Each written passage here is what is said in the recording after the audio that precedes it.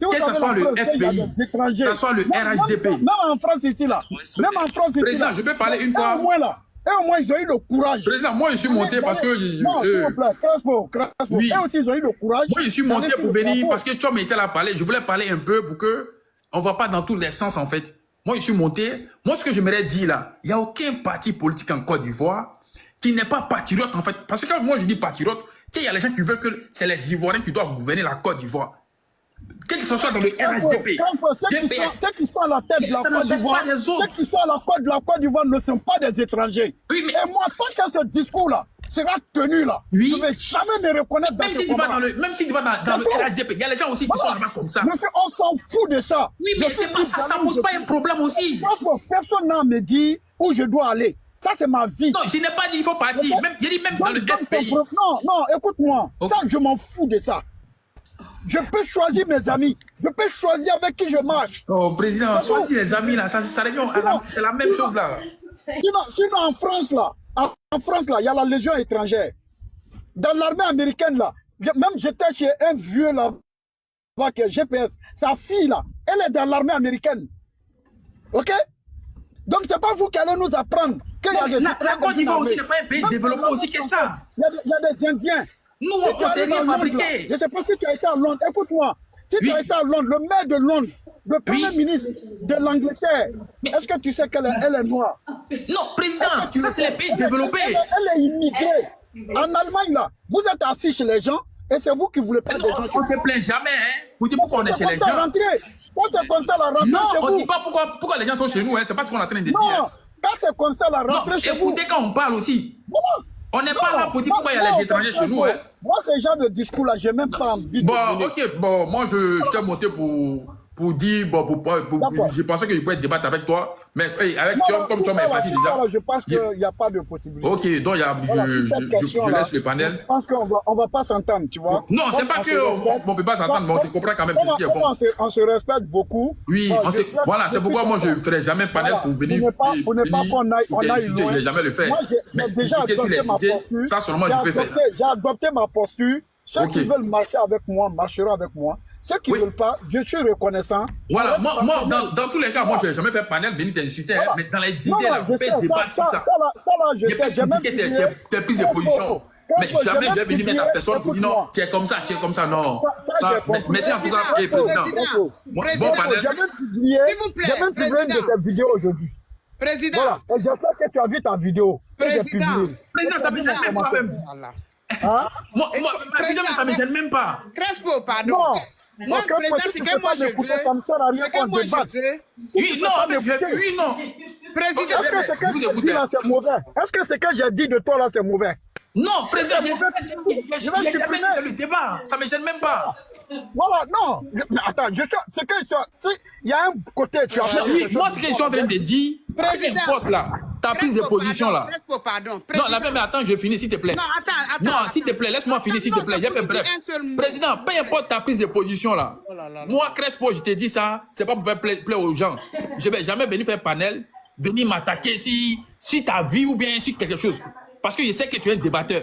Donc, à chaque fois, je vais apprendre pour débattre avec toi. Si je vois qu'il y a une idée qui est là, on n'est pas d'accord. Je vais rentrer. Allez te dire, ouais, comme ça. Non. Donc, si je m'arrête là. Président, Crespo ne descend pas. Président. Ok. Président. Oui. Ce que moi, je voulais... Oui. Toi-même, tu as des manières d'enseigner les gens. Il faut te calmer. Tu pars tranquillement. Il va comprendre... Même si vous n'avez pas les mêmes, vous avez des divergences, explique comme d'habitude, tu expliques tes choses tranquillement, s'il te plaît. Ça va plus passer. Moi, je ne veux pas que tu t'énerves, je ne veux pas que tu cries. Explique clairement. Tu es en train de parler de l'Angleterre qui a premier ministre. Tout ça, là, il faut expliquer. Même Sarkozy qui était président, là, il est étranger. Il faut expliquer tout ça doucement. Sarkozy est hongrois. Et Manuel Valls a été Premier ministre en France. Il a été candidat à la mairie de Barcelone. Voilà, c'est un Espagnol. Il a les deux nationalités. Ce n'est pas un complexe, ce n'est pas un problème. Sidi Touré a été directeur de cabinet d'Alassane Ouattara. Il a été Premier ministre en Guinée-Conakry. Barack Obama, son père est kenyan. Il a été président de la plus grande puissance au monde. Aujourd'hui, l'armée russe est en train de recruter les Noirs. Tous les Noirs qui veulent là, on te donne en même temps la nationalité. On te recrute, on te donne la nationalité. La nationalité là, on ne naît pas avec eux. C'est le président de la République qui peut décider de te donner la nationalité. Vous voyez que la liste est longue. Voilà. Donc, comme je suis avec des gens, que quelqu'un d'autre prenne la parole, je vous écoute. Prenez Rachel Merci. en charge à droite. Voilà.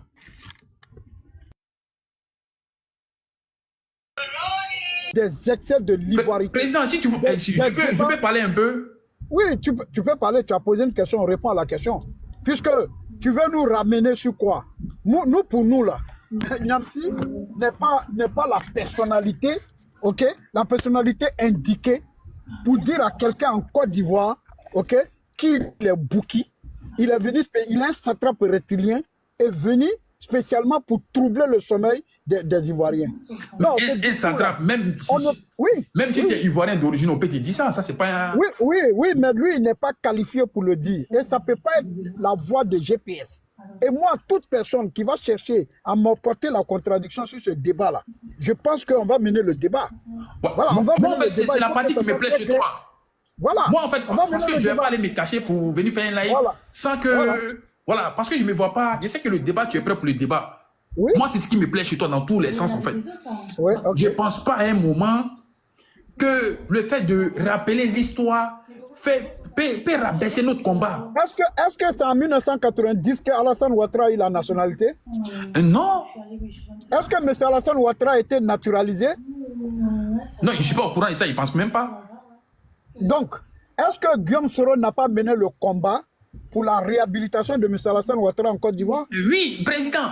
Est-ce qu'un militant qui se reconnaît en Guillaume Soro peut venir remettre en cause ce combat-là et ce sacrifice-là? Non, il n'y a aucun moment ils sont en train de mener le combat. J'ai une pensée pour toutes nos sœurs, pour tous nos frères qui sont tombés. Et c'est une insulte.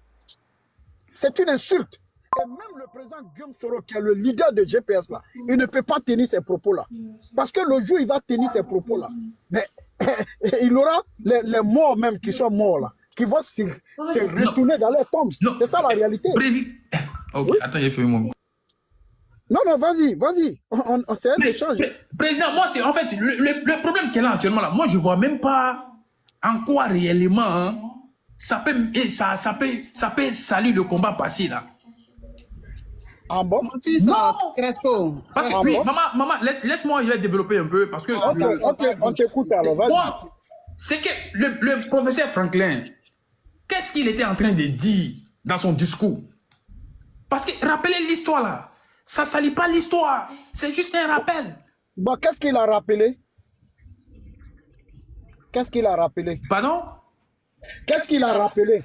Non, parce que tous les discours, moi, je n'ai pas suivi tous les discours, non, parce que j'ai vu que... mais il faut suivre, parce que quand tu dis... Et puis, c'est... Non, je t'ai posé une question... C'est à cause de toi, moi, j'ai regardé, hein. Oui, écoute-moi, tu dis que rappeler l'histoire, ok, est-ce que c'est mauvais? Je dis maintenant, qu'est-ce qu'il a rappelé? Parce que tu ne peux pas mener un débat avec moi si toi-même, là, tu n'as pas écouté ce qu'il a rappelé.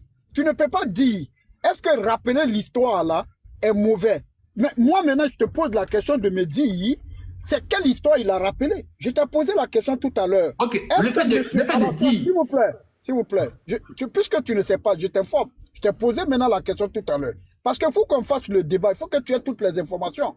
Maintenant, si tu veux aussi que je fasse passer la vidéo, je vais faire passer la vidéo. Voilà. Ok, s'il te plaît.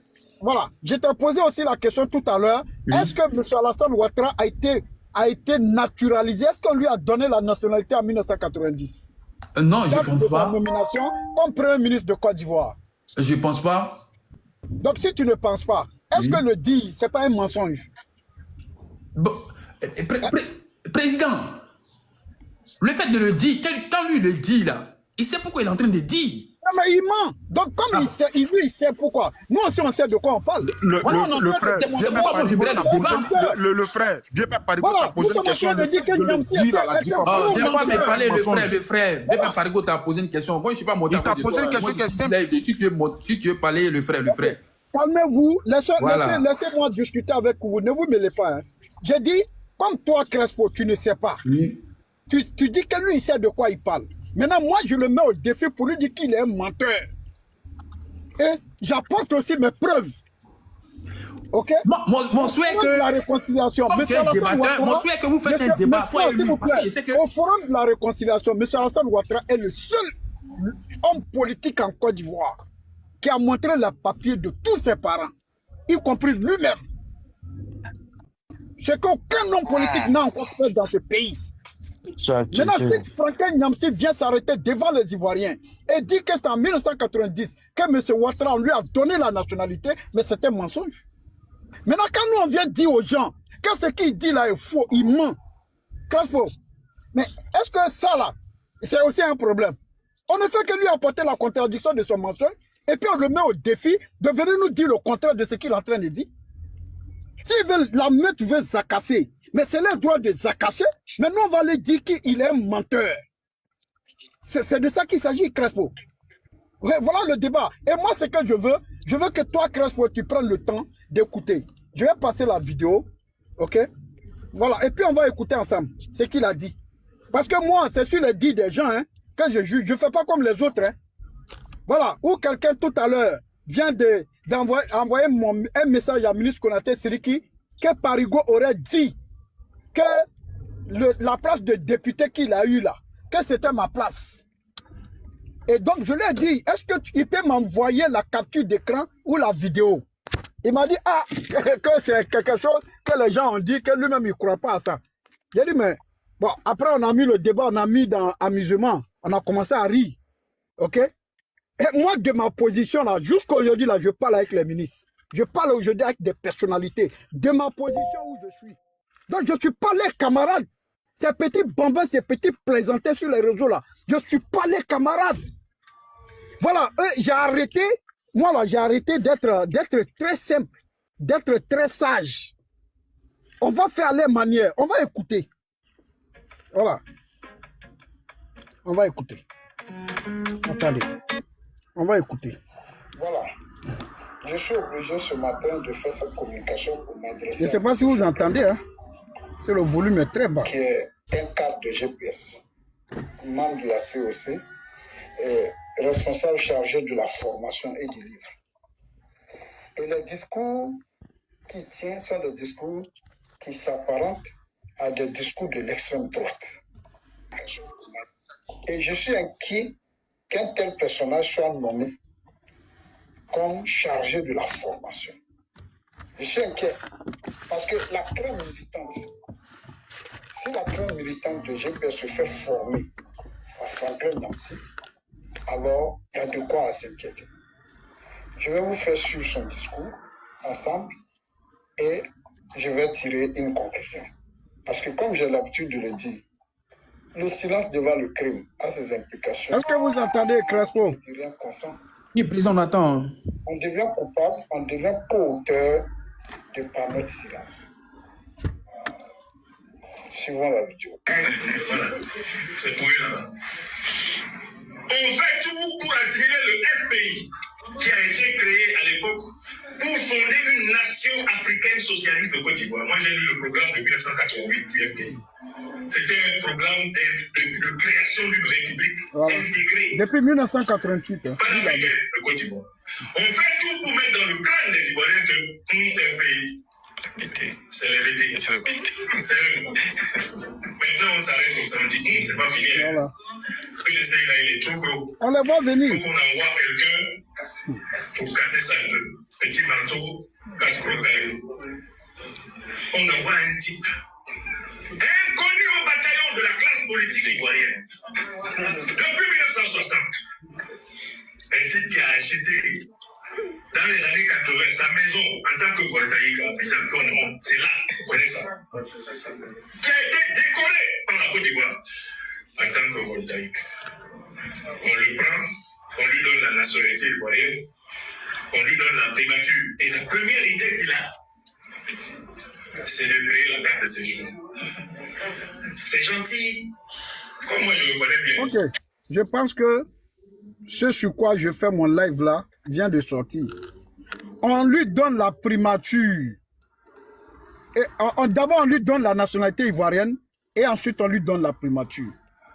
Est-ce qu'en 1990, Houphouët a donné la nationalité à Alassane Ouattara? Si c'est vrai, envoyez-nous le décret. Envoyez-nous le décret de naturalisation de M. Alassane Ouattara en 1990 avant d'être Premier ministre de Côte d'Ivoire. Qu'on arrête de se moquer de la mémoire des Ivoiriens, des victimes. Il ne faut pas, les gens vont penser qu'ils peuvent faire n'importe quoi. Hein. Et puis on va s'asseoir et puis on va les regarder. Hein. Si tu es fâché contre Alassane, c'est ton problème. Qui a milité dans cette lutte-là? Et puis il n'a pas eu quelque chose. Dites-moi un nom. Qui n'a pas été quelque chose? Qui était quelque chose avant ce combat? C'était prévu que qui devient président ou premier ministre, ou qui devient ministre, qui devient député ou maire. C'était prévu où? Dans quel accord? Il y en a qui sont morts, ils n'ont rien eu. Il y en a là, ils se sont couchés, ils n'ont rien eu. Ni d'Adam, ni de Ève. Ils n'ont rien eu. Je dis bien absolument rien du tout. Les parents, les ayants droit, ils n'ont rien eu. Même Parigo qui est là, en 2013, je devais être le suppléant du député Konaté Sidiki pour rentrer à l'Assemblée nationale. Crespo, depuis que tu me connais là, je t'ai une fois parlé de ça. Est-ce que tu m'as une fois vu en train de parler de ça dans un live? Parce que l'objectif là, c'était pas ce que Dieu me donne en cours de chemin là. Je prends et puis je m'en contente et puis j'avance. Quelle est cette manière de cracher dans la soupe qui nous a permis à nous tous d'être ce que nous sommes, qui nous a permis de manger, qui nous a permis d'avoir de la dignité, d'avoir nos pieds, d'avoir de l'honneur dans ce pays. Et puis qui va venir cracher sur notre sacrifice? C'est Franklin Nyamsi. C'est Franklin Nyamsi qui en 1988 s'intéressait déjà au projet du Front populaire ivoirien et qui trouve qu'il devait être un parti d'intégration. Donc ça veut dire que lui, le Franklin Nyamsi, le grand panafricain aujourd'hui là, retourne aujourd'hui contre ses propres valeurs. Il s'est battu contre ses propres valeurs. Parce que celui qui a fait une rébellion contre Gbagbo Laurent, c'est le Guillaume Soro. Et lui, il va venir nous dire aujourd'hui que le projet de Gbagbo était bon pour la Côte d'Ivoire. Non, c'est pas ce qu'il dit le programme de Gbagbo, hein. Oui, mais il parle du FPI. Quand on parle du FPI, c'est de qui on parle? Ce qu'il a dit là. Oui. Ce qu'il a dit, même moi, je ne savais même pas ça. Donc tu ne savais pas. Alors qu'à l'époque, on faisait croire que Gbagbo ne voulait pas voir les gens. J'ai dit, c'est qu'il est en train de dire, il ment. Ah, sur le programme du FPI là? J'ai dit, il ment. Il n'y avait aucune intégration africaine. En 1990, tu étais encore jeune. Mais je vais te dire. Non, je dis moi. Les gens là, non, écoute-moi. On va vous donner les informations. Les gens partaient écrire sur les maisons des gens. Quand Gbagbo va prendre le pouvoir, cette maison va me revenir. Quand Gbagbo va prendre le pouvoir, ce champ-là va me revenir. Quand Gbagbo va prendre le pouvoir, ça là, ça va me revenir. Le FPI a été créé avec cette mentalité. Ok? Franklin Nyamsi là, c'est pas lui. Du jour au lendemain là. Et nous là, nous sommes nés en Côte d'Ivoire. Nos parents sont nés dans ce pays. Nous, on connaît l'histoire de ce pays. Il ne peut rien nous apprendre sur l'histoire de la Côte d'Ivoire. Et d'ailleurs, chaque fois qu'il ouvre la bouche, il ment. Et je le mets au défi. Je le mets au défi de venir m'apporter la contrariété. De nous dire où est ce projet du FPI qui devait être un parti d'intégration africaine. Quand Houphouët-Boigny dit que ce sont les opposants qui disent qu'Alassane Ouattara était un étranger, qui était l'opposant à l'époque? Mais c'est bel et bien Laurent Gbagbo. C'est bel et bien Laurent Gbagbo. Et aujourd'hui, on veut venir nous faire croire que notre Gbagbo a été l'homme le plus gentil de la planète. De quoi parle l'auteur? De quoi parle l'auteur?